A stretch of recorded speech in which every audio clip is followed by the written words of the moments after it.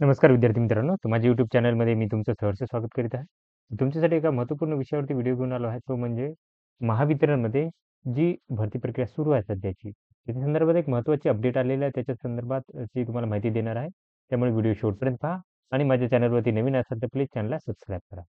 तर आता हे तुम्ही वेबसाईटमध्ये गेला, करिअरमध्ये गेला तुम्ही.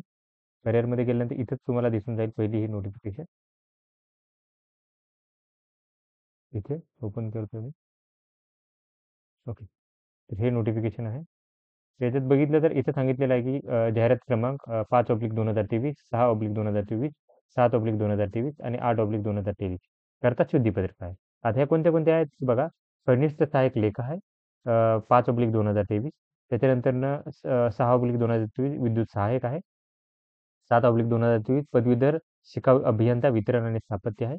आणि त्याच्यात 8 आहे पदवीधर शिकाऊ अभियंता ग्रॅज्युएट ट्रेनिंग म्हणतात GT. ओके. तर हे वितरण आणि स्थापत्यासाठी आहे. तर याच्यासाठी जर पाहिलं तुम्ही तर महाराष्ट्र राज्य वितरण विद्युत वितरण कंपनीमध्ये सरळ सेवा भरती अंतर्गत जी पदाकरता जाहिरात आली होती 29/12/2023 रोजी आली होती. ही जाहिरात आली होती. त्याच्यानंतर जर बघितलं तर ऑनलाईन अर्जाची नोंदणी करण्याकरता वेब लिंक जी आहे ती उपलब्ध करण्यात आली होती. आणि शेवटची तारीख होती ती 20/3/2023 केली होती. त्याच्यानंतर ती वाढवून सध्या 20/5/2024 पर्यंत वाढवण्यात आलेली आहे.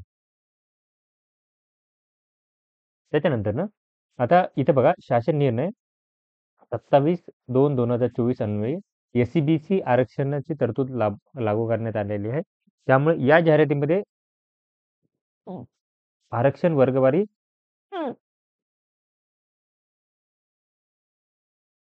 सद्यस्थितीत मागे घेण्यात येत आहे.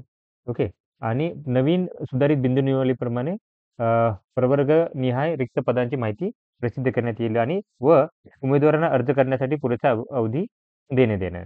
तसेच सदर भरती उच्च न्यायालयामध्ये एक रिट याचिका आहे क्रमांक 34/68/2024 व इतर याचिकामध्ये माननीय न्यायालयाचा आदेश जो दिलेला आहे तो 16/4/2024च्या अधीन राहून करण्यात येणार आहे. ज्या उमेदवारांना पूर्वी अर्ज भरले आहेत त्यांना पुन्हा अर्ज भरायची गरज नाही. आणि सुधारित पदे, URL लिंक इत्यादी काय करेल की लवकरात लवकर प्रसिद्ध करण्यात येणार आहे. म्हणजे जे पदं होते पूर्ण टोटल त्याचं काय होणार की SCBCचं आरक्षण ॲड करून काय होईल की ती पदं परत तुम्हाला काय होईल की डिव्हाईड करून येणार आहेत. ओके. आता याच्यामध्ये काय होणार की बघा ते ओपनची जी पदं होती, ओपनची जी पदं होती ती काय होणार की डिव्हाईड होणार आहेत. त्याच्यामध्ये काय होणार की ओपनची पदं कमी होतील आणि त्यांना 10% SCBCला देणार आहे ते सगळ्याच आरक्षणानुसार जातील मग ते. हॉरिझॉन्टल रिझर्व्हेशन जे आहे समांतर आरक्षण सगळंच चेंज होणार आहे. तर ही गोष्ट आहे आणि त्याची सगळी माहिती ते काय करतील की हळू देतच राहतील वेबसाईटवरती. तर अशाच महत्त्वपूर्ण अपडेटसाठी माझ्या चॅनलला सबस्क्राईब करा, व्हिडिओ लाईक करा आणि इन्फॉर्मेशन मित्रांसोबत शेअर करा. धन्यवाद.